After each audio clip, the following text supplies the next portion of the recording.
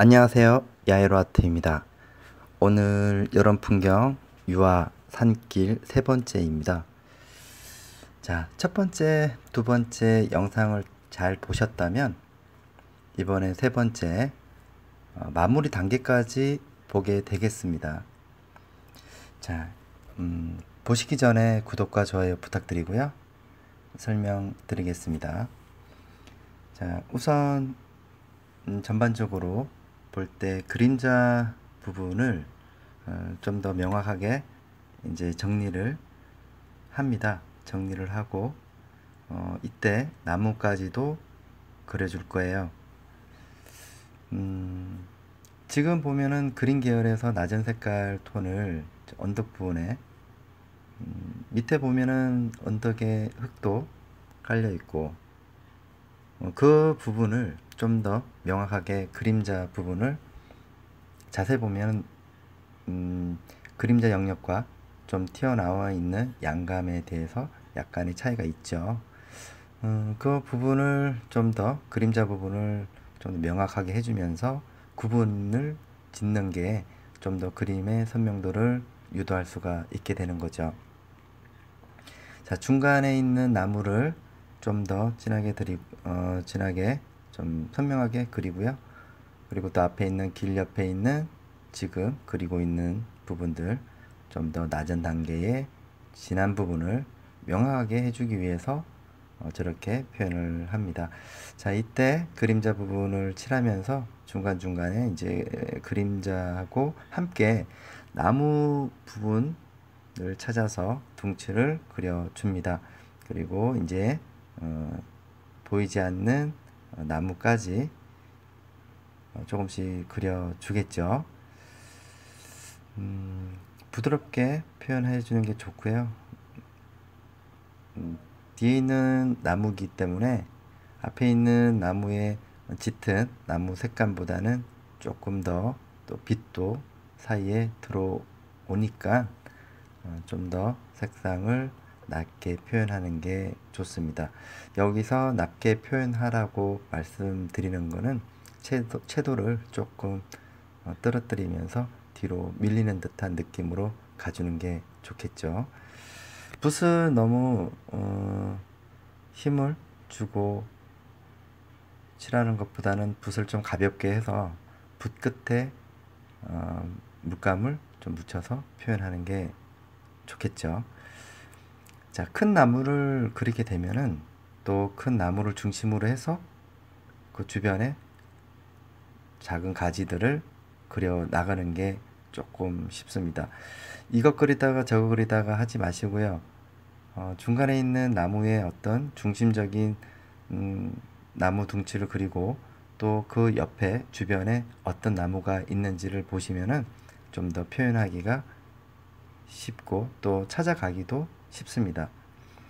상당히 복잡한 것 같아도 그림의 해석과 그림의 순서와 또 그리는 방법과 이 부분을 잘 이해를 하신다면 여러분들도 충분히 따라 그리실 수가 있게 됩니다. 군데군데 보면은 앞에 있는 나무와 뒤에 있는 나무, 옆에 있는 나무들을 자세히 보시면요. 그 나무, 앞에 있는 나무에 달려있는 잎과 또 주변에 있는 나무들에 달려있는 잎을 차이를 잘 보신다면 색상에 미세하게 차이가 있어요. 이 부분들은 처음에 조금 더 짙은 색깔을 하고 그 다음에 밝은 뒤쪽에 있는 길 넘어서의 보시면은 유심히 보시면은 빛이 들어오니까 굉장히 밝은 듯한 느낌이 연출이 된다는 걸 아실 수가 있게 되는 거죠. 그래서 뒤쪽에 있는 밝은 부분을 표현하기 위해서 앞에 있는 부분들을 조금 더 짙게 처리를 하시고요. 뒤에 있는 밝은 부분을 밝게 칠하면서 앞에 있는 것도 표현을 해주시면 됩니다. 자, 밑에 어두운 부분들이 깔려 있기 때문에 그 위에 밝은 부분들을 올려도 좀 더 자연스러운 느낌을 연출할 수가 있게 되는데요. 여기서 많이들 실수를 하는 부분들이 있습니다. 단계를 잘 내지 않고 바로 들어가는 경우가 있는데요. 이럴 때 뜬다라는 표현을 할 수가 있게 되는데요. 중간에 있는 색깔이 단계별로 올라가지 않고 그거를 뛰어넘고 그냥 바로 밝은 걸 칠했을 때 중간에 잡아주는 색상이 없기 때문에 자연스럽지 못하죠.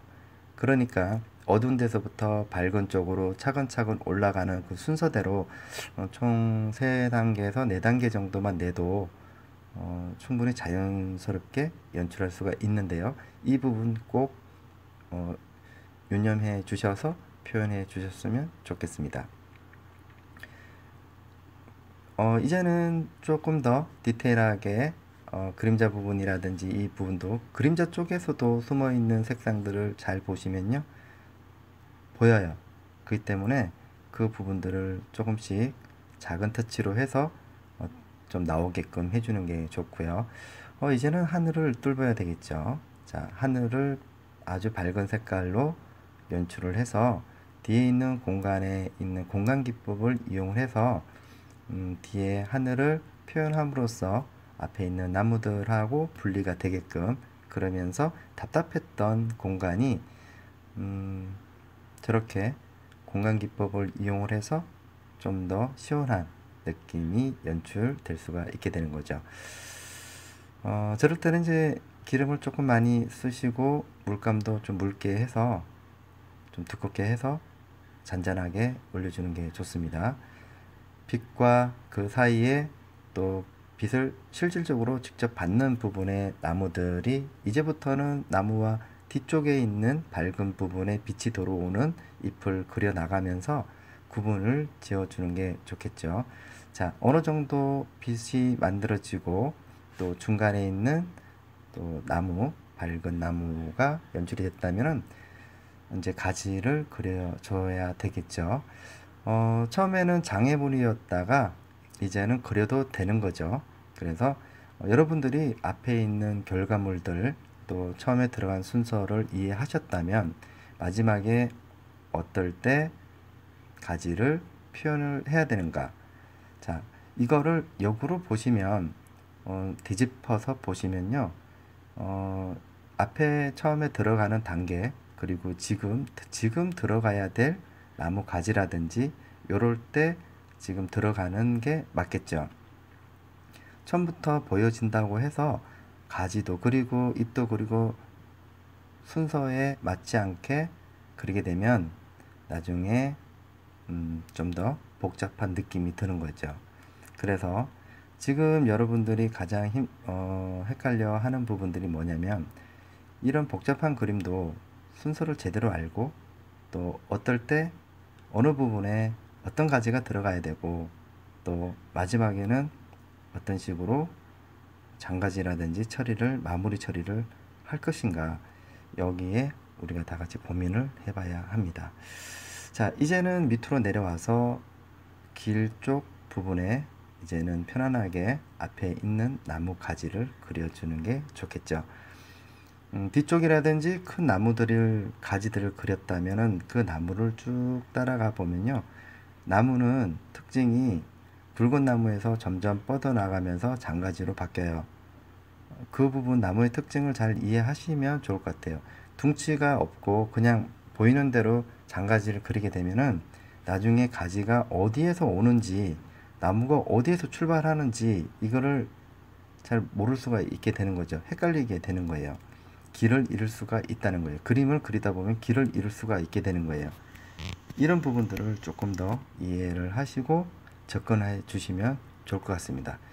자, 이제는 저 너머에 빛이 들어오는 부분에 살짝 밝은 빛을 주면서 저 언덕 너머에 이제 외부의 빛이 들어오고요. 지금 앞에 있는 쪽은 그늘이다 라고 보시면 돼요. 그러면서 잔잔하게 양감의 밝음 영역을 조금씩 점을 찍듯이 표현을 해주면 좀 더 자연스럽게 그림의 완성에 가깝게 접근할 수가 있게 되는 거죠. 이렇게 마무리를 짓도록 하겠습니다. 감사합니다. 야외로 아트였습니다. 구독과 좋아요 부탁드리겠습니다.